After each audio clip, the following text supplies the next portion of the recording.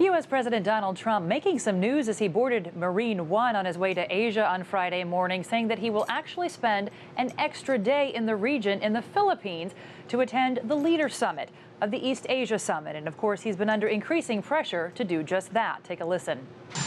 We're actually staying an extra day in the Philippines. We have a big conference, a second conference, and I think we're going to have great success. We'll be talking about trade. We'll be talking about, obviously, North Korea.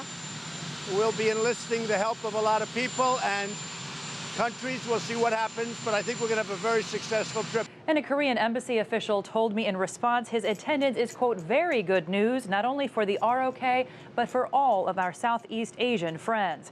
Now, the White House says that this is going to be the longest trip to the region by any U.S. leader in more than 25 years.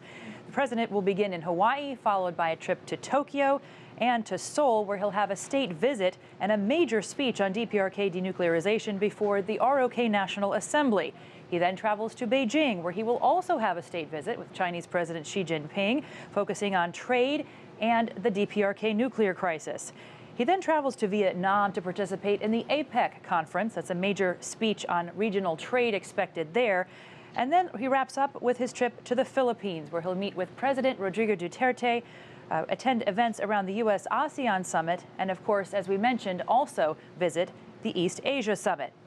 According to his national security advisor, Trump will focus on three main lines of effort, including the DPRK nuclear issue, which will take the top of the agenda, free and fair movement around the region, and what he calls fair and reciprocal trade in the Indo-Pacific. And of course, when it comes to the DPRK nuclear issue, we expect Trump to use that ROK National Assembly speech to try to rally and galvanize the international community around the international sanctions effort taking place against Pyongyang. And also, we hear from H.R. McMaster, his national security advisor, that Trump will be asking Beijing to use its influence more on Pyongyang. The Chinese ambassador to the United States, Shui Tiankai, told reporters earlier this week he believes Washington can also do more. Take a listen. China is definitely doing more. But obviously it's not enough until all of us achieve denuclearization. It's clear that if only China is making its best efforts and others are doing things that could lead to escalation of tension, this issue will not be solved.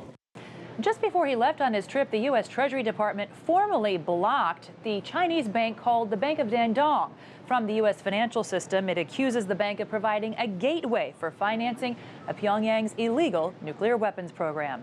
Jessica Stone, CGTN, Washington.